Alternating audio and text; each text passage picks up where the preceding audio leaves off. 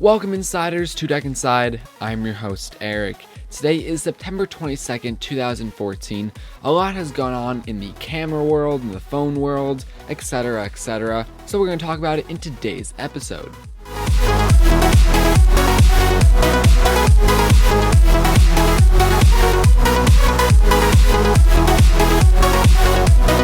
So first off, in inside news, the iPhone 6 and the iPhone 6 Plus. Both of these devices are officially out. People are getting them, and we've seen some videos on reviews, on the camera quality, performance tests, etc, etc. Unfortunately, if you have not ordered one yet, or you ordered it a little bit late, well, they're really back ordered. I know Trevor ordered an iPhone 6 Plus, and it still is not here. So who knows exactly when the iPhone 6s are gonna get not back ordered, I guess is a way to put it.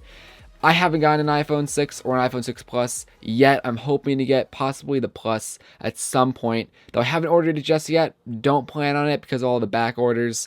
Nonetheless though, if you ordered an iPhone 6 or iPhone 6 Plus, sorry to you that it's probably back ordered. But if you did get an iPhone 6 or an iPhone 6 Plus and you have it in your possession, first, I'm a bit jealous of you. Also, let me know in the comment section below, what are you guys thinking about the iPhone? Anyway, though, moving on, continuing to talk about Apple, Beats Audio. Apple acquired Beats Audio, and I mentioned this in a previous version of Inside News. Nonetheless, though, it looks like Apple might be shutting down Beats' streaming service for music. Now, this hasn't actually been official, but I know Apple has moved a lot of people that have worked on the streaming service over to Apple's own iTunes service, so it's only really a matter of time till Apple closes down their streaming service for Beats. Anyway, moving on now to non-Apple related news. Photokina, I probably just butchered that name. Nonetheless, it's a German kind of fair where big companies like Canon and Nikon come out and they talk about their new cameras and whatnot that are going to be hitting the market. Canon was obviously one of the big companies that came out, and they announced some awesome cameras that are going to be coming out. One is the Canon 7D Mark II. This is obviously the successor to the first one, the ordinary 7D, I guess Mark I. The basic design of the 7D Mark II is pretty much the same as the original 7D, but it got some internal upgrades. First mentioning video, because well, video is a big deal to me. It still shoots in 1080p, so no 4K, but now it shoots up to 60 frames per second, so you can probably utilize that for nice slow motion, or if you want to shoot, I guess, 60 frames per second for whatever reason, now you can do it. There also is now Canon's dual pixel technology, so it's going to have really sharp and accurate autofocusing, especially in video. And with video, there also is a new processor built into the 7D Mark II, so it's going to have a lot less noise than its predecessor. From noise tests I've seen, it looks like it gets about the same noise as the 5D Mark III, and the 5D Mark III is great in low light, so nothing to complain about there. Now, there were more upgrades to the 7D Mark II, don't get me wrong, but that's just the big things I saw and what I would really find interesting. But with that said, this camera is definitely nothing that I'll be really looking into or have an interest to. It's a very professional camera, and it has a market, and it's not really changing that. It's made for professionals, and it has no intention to go to the enthusiast. So it's missing out on things. Like, it doesn't have Wi-Fi, so you can't connect it to like your iPad or iPhone or any other device and have control over it through Wi-Fi. You can't send files over Wi-Fi because there's no Wi-Fi. There is GPS, so that's always a good thing, but taking a look at the screen doesn't even swivel out or anything. And I thought that would be a feature that Canon would include, but apparently, I guess big professionals don't really care about swivel out screens. Maybe I'm just a noob or more of an enthusiast, I don't know.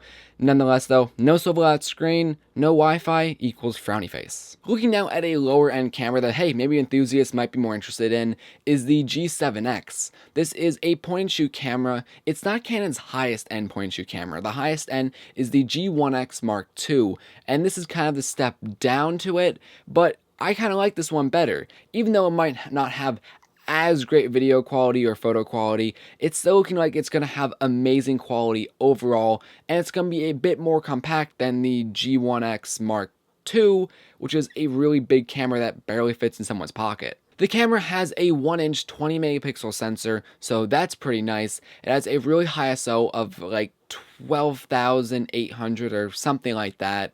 It also has a really fast lens of f2.8, so overall you're going to get some pretty nice low light capability out of this camera. It has Wi-Fi built in, so you can easily transfer your photos and videos to a phone or tablet.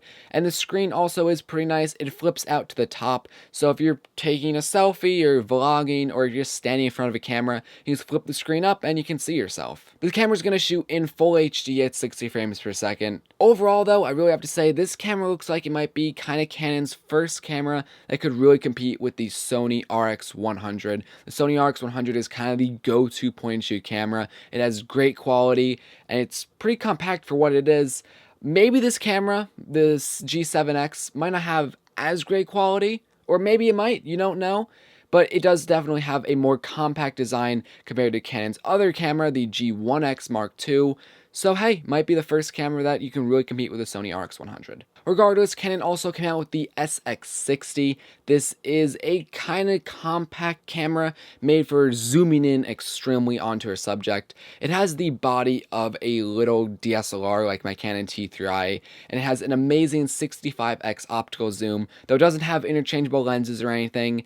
Quality-wise, it might not be as good as the G7X, but it's not really made to be. It's made to really focus on photography and having the extreme focal length to zoom in on objects. Besides those cameras, Canon also came out with some new lenses that I'm not going to be talking about in today's video. They also said they're going to be working on EF-M lenses, which those lenses are like really small mirrorless designed lenses that are made for the EOS-M, which is a mirrorless DSLR that Canon came out with a year or two ago. But we're not going to be talking about that in today's video because I could start ranting about the EOS-M. Again, another video. Anyway, guys, if you want to check out any of these things I talked about, hopefully I have some links down below, especially with all the Canon announcements. I made an article on the website, techinside.us. Check out the website.